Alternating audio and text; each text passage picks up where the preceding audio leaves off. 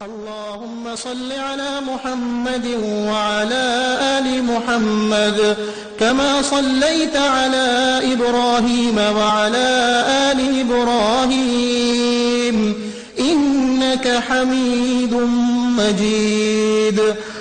اللهم بارك على محمد وعلى آل محمد كما باركت على إبراهيم وعلى آل إبراهيم إنك حميد مجيد. اعوذ باللہ من الشیطان الرجیم. بسم اللہ الرحمن الرحیم. آج کی کلاس اس لحاظ سے بہت اہم ہے کہ آج ہم مکی دور کو مکمل کر لیں گے انشاءاللہ تعالی. پچھلے ہفتے جو سوالات میں نے آپ سے پوچھے تھے اس کے جوابات آپ کی طرف سے موصول ہوئے اور الحمدللہ بہت اچھے جوابات آپ کی طرف سے ملتے رہے ہیں. گزشتہ ہفتے ہم نے جو سبق پڑھا تھا، جہاں تک ہم نے پڑھ لیا تھا وہ کیا تھا، پہلے اس کا جائزہ لے لیتے ہیں، پھر آج کے سبق کے اوپر چلتے ہیں. ہم نے یہ پڑھا تھا کہ اسلام کا سخت ترین دور گزر رہا ہے. ہر طرف مظالم ہیں، مذاق اڑانا، تنگ کرنا، پریشان کرنا اور صبر اور استقامت کی اعلیٰ مثالیں قائم کی جا رہی ہیں. نبی کریم صلی اللہ علیہ وسلم اور ان کے ساتھی ہر طرح سے ستائے جاتے ہیں اور ساتھ ساتھ پھر عام الحزن آتا ہے، یعنی کہ غم کا سال. یہ وہ سال تھا جب حضرت ابو طالب اور حضرت خدیجہ رضی اللہ تعالی عنہا کا انتقال ہوا. اس کے بعد پھر آپ صلی اللہ علیہ وسلم مزید دین کی دعوت پھیلانے طائف کی طرف سفر فرماتے ہیں. ان کی بات نہیں مانی جاتی، اذیتیں دی جاتی ہیں، دکھی دل کے ساتھ واپس آتے ہیں، لیکن مختلف قبائل تک جانا برقرار رکھتے ہیں، دعوت دیتے ہیں. کچھ لوگ ایمان لاتے ہیں. حضرت سودا اور حضرت عائشہ سے نکاح ہوتا ہے اور بیعت عقبہ اولا ہوتی ہے، جہاں پہ 6 لوگ آ کے انصار کے یا یثرب سے 6 مسلمان آ کے بیعت کرتے ہیں. آج جو ہم پڑھیں گے 12ویں اور 13ویں سال کے اندر، اس میں سب سے اہم ترین چیز جو آ رہی ہے وہ واقعہ معراج ہے. آج ہم واقعہ معراج کے بارے میں پڑھیں گے. پھر ہم یہ دیکھیں گے کہ یثرب جو کہ بعد میں مدینۃ النبی صلی اللہ علیہ وسلم کہلایا، وہاں پہ اسلام کی دعوت نے کیسے پھیلنا شروع کیا. وہ بیعت جو پہلے 6 لوگوں نے کی تھی اب دوبارہ ریپیٹ ہوگی اور اس دفعہ لوگ زیادہ ہوں گے، اور پھر ہجرت کی اجازت. میں نے آپ کو پچھلی دفعہ یہ سوال بھی دیا تھا کہ طائف کے سفر کے دوران جو نبی کریم صلی اللہ علیہ وسلم کی دعا تھی، اس سے آپ کو کیا سمجھ میں آیا. اصل میں یہ ایک دعا اس پورے منظر کو ہمارے سامنے رکھ دیتی ہے جس میں اس وقت سب مبتلا تھے. دل میں دکھ تھا، فطری سی بات ہے، دل کے اندر تکلیف تھی. جانتے تھے کہ ہم بالکل حق پر ہیں، ہماری کوئی اور غرض نہیں ہے. ہم لوگوں کو کیسے بتائیں، لوگ کیوں نہیں سمجھتے، لوگ کیوں نہیں اس دین کی طرف آتے. دل کے اندر دکھ بھرا ہوا ہے، لیکن اپنا غم صرف اور صرف اللہ سے کہتے ہیں. اللہ کے سامنے گڑ گڑاتے بھی ہیں، شکوہ بھی کرتے ہیں، اپنے دل کی حالت بھی دکھا دیتے ہیں. لوگوں کے لیے بددعا نہیں کرتے، لوگوں کے لیے تو ہمیشہ خیر ہوتا ہے. اور اس کے ساتھ ساتھ اصل سہارا صرف اس رب العالمین کو سمجھتے ہیں. یہ یقین ہوتا ہے کہ اصل میں جو سہارا دینے والی ذات ہے اس کے ہاتھ میں سب کچھ ہے. اور اس کے بعد جو فکر لگی ہوتی ہے نا، وہ صرف یہ فکر ہوتی ہے کہ اللہ تو ناراض نہیں ہے نا، تو راضی ہے نا. اور جو اصل چیز چاہیے وہ صرف یہ چاہیے کہ بس اللہ راضی ہو جائے. یعنی اگر اس پوری دعا کو ہم ایک جملے میں بیان کریں کہ عملاً تو دین قائم کیا جا رہا تھا نا، اقامت دین کی جا رہی تھی، دین کو قائم کرنے کی کوشش کی جا رہی تھی، لیکن سب کو پتا تھا کہ ان ساری کوششوں سے اصل میں جو حاصل کرنا ہے وہ رضا الہی کا حصول ہے. اللہ کی رضا مل گئی تو یہ کسی نے مانا یا کسی نے نہیں مانا یہ اتنا امپورٹنٹ نہیں ہے، لیکن اللہ ناراض ہو گیا تو سارا کیا کرایا غارت ہو جائے گا. اس کے بعد پھر ہم اگلے واقعے کی طرف آتے ہیں جو ہے واقعہ معراج. اس معراج کے سفر کو اسرا بھی کہا جاتا ہے. اسرا کا مطلب ہے رات کے وقت لے جایا جانا اور معراج کا مطلب ہے اوپر اٹھانا. سیڑھی کو بھی معراج کہا جاتا ہے. تو دونوں ہی معنوں میں یہ واقعہ اسرا بھی کہلاتا ہے اور واقعہ معراج بھی کہلاتا ہے. اس واقعے کا ذکر قرآن میں سورہ بنی اسرائیل میں آتا ہے. بالکل پہلی آیت میں ذکر ہے سبحان الذی اسری بعبدہ لیلا من المسجد الحرام الی المسجد الاقصی الذی بارکنا حولہ لنریہ من آیاتنا انہ هو السمیع البصیر. پاک ہے وہ جو لے گیا ایک رات اپنے بندے کو مسجد حرام سے دور کی اس مسجد تک جس کے ماحول کو اس نے برکت دی ہے تاکہ اپنی نشانیوں کا مشاہدہ کرائے. حقیقت میں وہی ہے سب کچھ سننے والا اور دیکھنے والا. اس صورت میں اللہ تعالیٰ نے ذکر کیا ہے اس معجزے کا جو اللہ تعالیٰ نے نبی کریم صلی اللہ علیہ وسلم کو عطا کیا. وہ معجزہ یہ تھا کہ آپ صلی اللہ علیہ وسلم کو رات کی تاریکی میں ایک سیر کروائی گئی. آپ کے سامنے جو اس وقت چارٹ نظر آ رہا ہے اس میں آپ کو وہ پورا نقشہ سمجھ آ جائے گا کہ کس طرح اللہ تعالیٰ نے نبی کریم صلی اللہ علیہ وسلم کو ایک رات کے اندر کتنی ساری نشانیوں کا مشاہدہ کروایا. سفر شروع یوں ہوتا ہے کہ آپ صلی اللہ علیہ وسلم مسجد حرام کے قریب سو رہے ہیں، موجود ہیں کہ حضرت جبرائیل علیہ السلام آتے ہیں. آنے کے بعد وہ آپ صلی اللہ علیہ وسلم کو اپنے ساتھ لے جانا چاہتے ہیں. ایک سواری آتی ہے جسے براق کہا جاتا ہے، خچر کی طرح کا ایک جانور ہے جو بہت تیز چلتا ہے. اور اس کے بعد وہ واقعہ پیش آتا ہے کہ آپ صلی اللہ علیہ وسلم کا سینہ چاک کیا جاتا ہے. یہ شق صدر کا معجزہ کہا جاتا ہے. اور اس کے بعد یہ دوبارہ ہوا تھا، اس سے پہلے بھی ایک دفعہ پیش آ چکا تھا. حضرت جبرائیل نبی کریم صلی اللہ علیہ وسلم کے سینہ مبارک کو چاک کرتے ہیں اور پھر اس کو آب زمزم سے دھوتے ہیں اور اس کو ایمان سے بھر دیتے ہیں. اس کے بعد سفر شروع ہوتا ہے. سب سے پہلے کہاں جاتے ہیں؟ مسجد اقصی، یعنی کہ جو اس سے پہلے جس طرف مسلمان رخ کر کے نماز پڑھا کرتے تھے، سب سے پہلے سفر وہاں کا ہوتا ہے. البتہ راستے میں 3 مقامات پہ رکتے ہیں: مدینہ پہ، طور سینا پہ جہاں حضرت موسیٰ نے اللہ تعالیٰ سے بات کی تھی، اور بیت اللحم پہ جہاں حضرت عیسیٰ کی پیدائش ہوئی تھی. اس کے بعد مسجد اقصی پہنچتے ہیں. وہاں تمام پیغمبر موجود ہوتے ہیں جن کو اللہ تعالیٰ نے اس روئے زمین پر بھیجا ہے. آپ صلی اللہ علیہ وسلم امامت فرماتے ہیں اور تمام پیغمبر ان کے پیچھے نماز پڑھتے ہیں. پھر سفر شروع ہوتا ہے. سب سے پہلے آتا ہے پہلا آسمان. وہاں جاتے ہیں، دروازہ کھٹکھٹاتے ہیں اور پوچھا جاتا ہے کہ کون آئے ہیں. حضرت جبرائیل بتاتے ہیں کہ محمد صلی اللہ علیہ وسلم آئے ہیں. دروازہ کھلتا ہے تو آپ کی ملاقات حضرت آدم علیہ السلام سے ہوتی ہے. حضرت آدم سے ملاقات ہوتی ہے اور اس کے بعد وہ نبی کریم صلی اللہ علیہ وسلم یہ دیکھتے ہیں کہ کبھی وہ دائیں دیکھتے ہیں خوش ہوتے ہیں، کبھی بائیں دیکھتے ہیں پریشان ہوتے ہیں. تو آپ پوچھتے ہیں کہ یہ کیوں دیکھ رہے ہیں؟ تو بتایا یہ جاتا ہے کہ وہ دائیں طرف ان لوگوں کو دیکھ رہے ہیں جن کو انعامات ملے ہیں تو خوش ہو جاتے ہیں، بائیں طرف وہ ان لوگوں کو دیکھ رہے ہیں جو عذاب میں مبتلا ہوئے ہیں تو وہ پریشان ہو جاتے ہیں.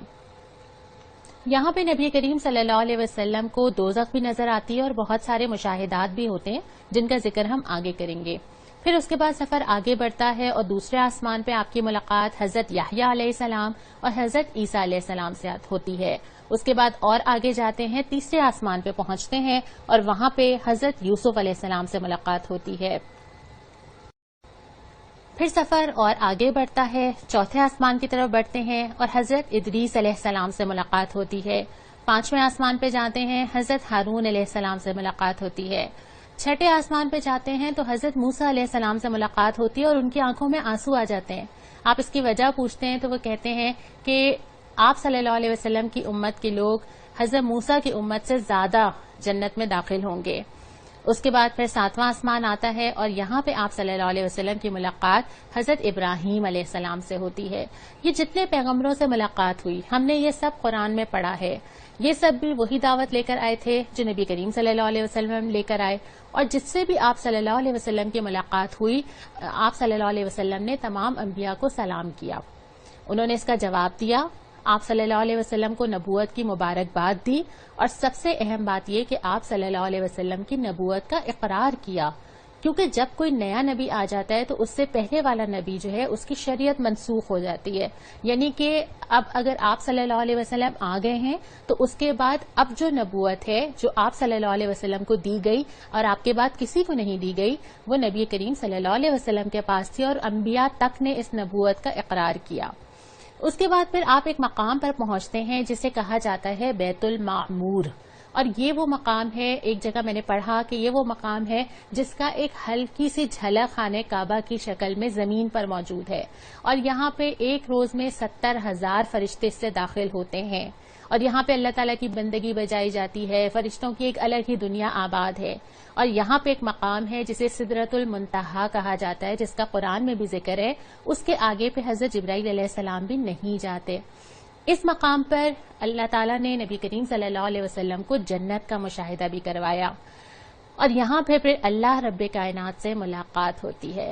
جب ملاقات ہوتی ہے، جو چیزیں آپ صلی اللہ علیہ وسلم کو دی جاتی ہیں اس میں ایک تو اہم چیز یہ تھی کہ 50 نمازیں فرض کی جاتی ہیں. دوسری بات یہ کہ سورہ بقرہ کی جو آخری 2 آیات ہیں بہت ہی پیاری آیات ہیں، وہ تحفے کے طور پہ دی جاتی ہیں امت مسلمہ کے لیے۔ آپ سوچئے یہ وہ تحفہ ہے جو اللہ تعالیٰ نے اپنے نبی کے ذریعے میرے لیے بھیجا ہے، سورہ بقرہ کی آخری 2 آیات۔ پھر اس کے بعد یہ بشارت بھی دی جاتی ہے کہ اے نبی، آپ کی امت کے جتنے لوگ ہیں نا، اگر یہ کبیرہ گناہ بھی کر لیں گے نا، بس شرک نہ کریں، تو امید ہے کہ اللہ انہیں معاف کر دے گا۔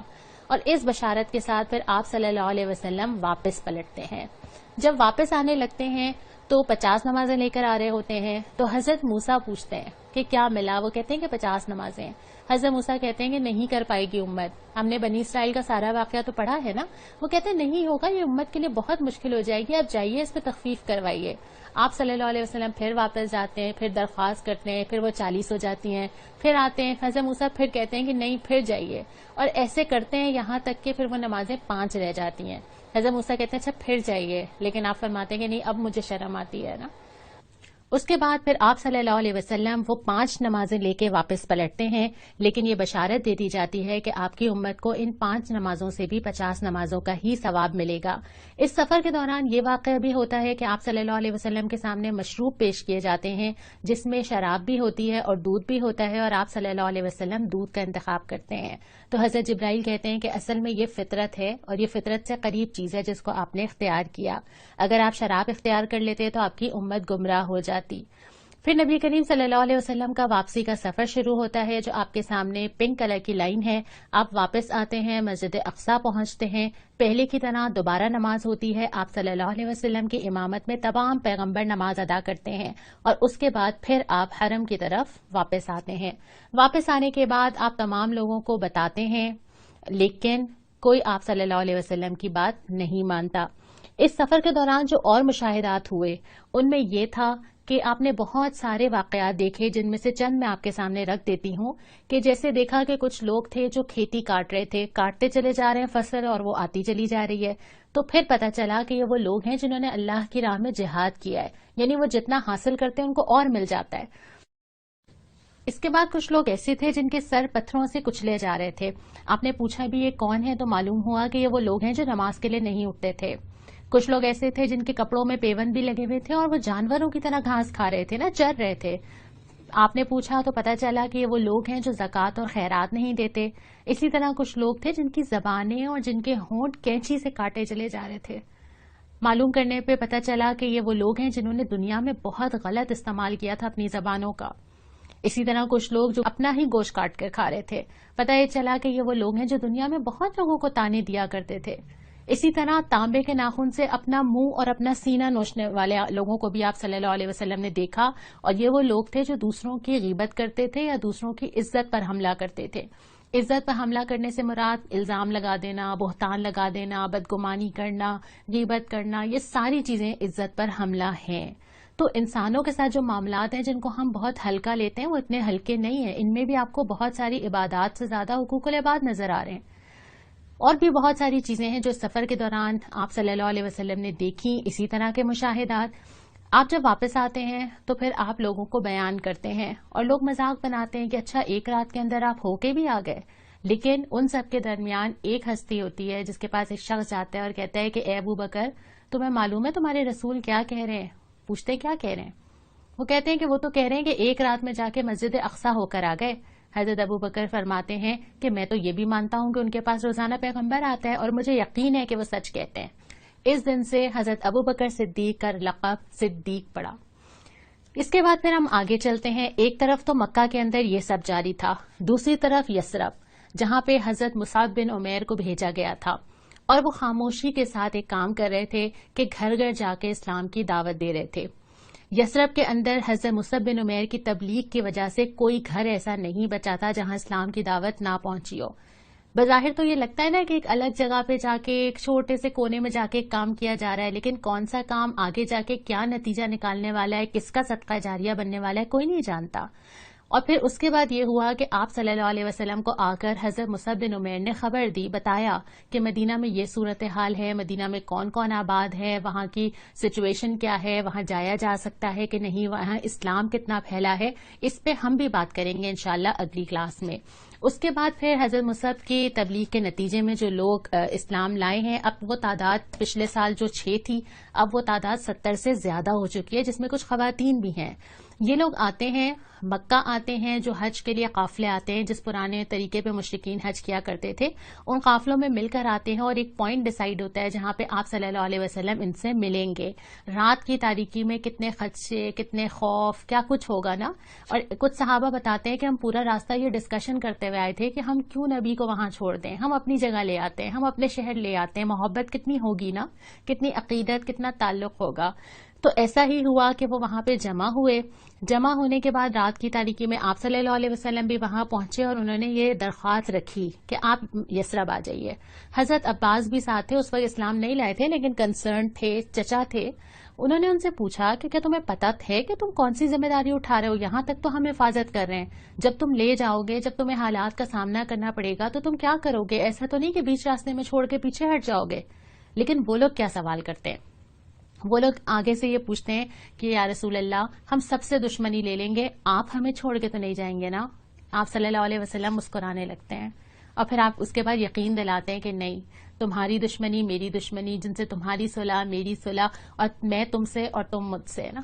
اور اس کے بعد پھر وہ وعدہ کرتے ہیں، ان سے بیعت لی جاتی ہے، اور بیعت میں وہی ساری باتیں ہوتی ہیں کہ ہم ساتھ دیں گے، گناہ نہیں کریں گے، آپ صلی اللہ علیہ وسلم کی حفاظت کریں گے۔ اور یہ عہد کرنے کے بعد 12 ریپرزینٹیٹو بنا دیے جاتے ہیں، جو کہ ہر ایک فرد ایک قبیلے کو ریپرزینٹ کر رہا تھا، اس کو نقیب کہتے ہیں۔ ان مسلمانوں کی جو کیفیت ہوگی اس وقت، اگر میں اپنے آپ کو سوچوں یا ہم میں سے کوئی ہو، تو کیا کیا عقل نہ سکھائے نا، کیا کیا دھیان آئے کہ نہیں ہم اپنے آپ کو بچا لیں، ہم تو محفوظ ہیں، ہمارا شہر تو نہیں ہے، ہم کیوں سب کو اپنا دشمن بنا لیں، ہم کیوں نہ اپنا دین بچا کے خاموشی سے عمل کرتے رہیں۔ لیکن دین میں کبھی ایسا نہیں ہوتا، دین تو ہوتا ہی خیر خواہی ہے نا، اور دین کی بنیاد تو سب کو جوڑ دیتی ہے، چاہے وہ کہیں بھی کسی بھی ملک میں اور کسی بھی شہر میں ہو۔ تو اس کے بعد پھر آپ صلی اللہ علیہ وسلم نے ان کی یقین دہانی کے بعد مسلمانوں کو مکہ سے ہجرت کی اجازت دے دی۔ آپ یہاں پہ یہ بھی سوچئے 2 منٹ رک کر کہ اپنے گھروں میں تھے، جو مالدار تھے، ان کے پاس مال تھا، مفادات تھے، رشتوں سے جڑے ہوئے تھے، تجارتیں یا کام یا کاروبار تھا، خاندان تھا، لوگ تھے، سب تھوڑی مسلمان ہو گئے تھے، پورا خاندان تھوڑی جا رہا تھا۔ کچھ ایسے تھے کہ شوہر مسلمان تھا، بیوی نہیں تھی، کوئی بیوی تھی تو شوہر نہیں تھا، کسی کا باپ نہیں تھا۔ ان ساری چیزوں کو چھوڑ کے جانا تھا ایک چیز بچانے کے لیے، اور وہ ایک چیز کیا تھی؟ ایمان۔ فیصلہ کرنا تھا سب سے اوپر کس چیز کو رکھا جائے گا۔ یہ ساری چیزیں کھینچتی تو ہوں گی نا اپنی طرف، لیکن فیصلہ یہ کرنا تھا کہ ہر چیز کو پیچھے ڈال دیا جائے، ایمان بچا کر نکل جایا جائے۔ اس کے آگے ہم اگلے ہفتے انشاءاللہ تعالیٰ دیکھیں گے کہ جو ہجرت کی جا رہی تھی، کہاں جا رہے تھے، کیسے جا رہے تھے، ہم اگلے ہفتے بات کریں گے۔ آج کا میرا سوال بھی اسی بیعت عقبہ ثانیہ کے بارے میں ہی ہے کہ جو یثرب کے مسلمان تھے، جنہوں نے آگے بڑھ کے آپ صلی اللہ علیہ وسلم کو انوائٹ بھی کیا، ساتھ بھی دیا، بیعت بھی کی، ایک مسلمان کا کیا شاندار کردار ہونا چاہیے؟ آپ نے ان سے کیا سیکھا؟ جو آج کی حدیث ہے وہ حضرت ابو ہریرہ سے روایت ہے کہ آپ صلی اللہ علیہ وسلم نے فرمایا، میری امت میں مجھ سے سب سے زیادہ محبت کرنے والے لوگ وہ ہیں جو میرے بعد ہوں گے، اور وہ یہ تمنا کریں گے کہ اپنا گھر بار، اپنا مال، سب کچھ قربان کر کے کاش مجھے دیکھ پاتے۔ صحیح مسلم کی یہ حدیث ہے۔ یہ کیفیت ہوتی ہے نا جب ہم یہ واقعات اپنے ذہن کے اندر تصور کر رہے ہوتے ہیں، دل چاہتا ہے نا کہ نظر آ جائیں۔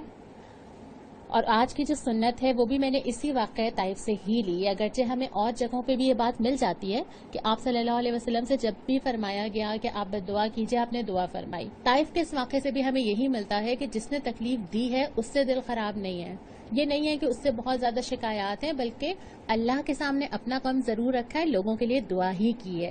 تو اگر کسی نے کبھی مجھے تکلیف دی ہے تو میں اس کے لیے دعا کروں، میں اس کی اصلاح کے لیے دعا کروں، میں اس کی مغفرت کے لیے دعا کروں، میں اس سے اپنا دل صاف ہونے کے لیے دعا کروں۔ یہ آپ صلی اللہ علیہ وسلم کی سنت ہے جس پہ اس ہفتے ہم نے عمل کرنا ہے۔ یہاں پہ آج ہم مکمل کرتے ہیں، اگلی دفعہ ہم پورے مکی دور کو سم اپ کریں گے، یعنی ہم نے اب تک جتنی کلاسوں میں جو کچھ پڑھا ہے، ایک فیز ختم ہو رہا ہے اور مدینہ کا دوسرا فیز شروع ہو رہا ہے، تو ہم گزشتہ فیز پہ بھی اور اگلے فیز پہ بھی انشاءاللہ تعالی نظر ڈالیں گے۔ السلام علیکم ورحمۃ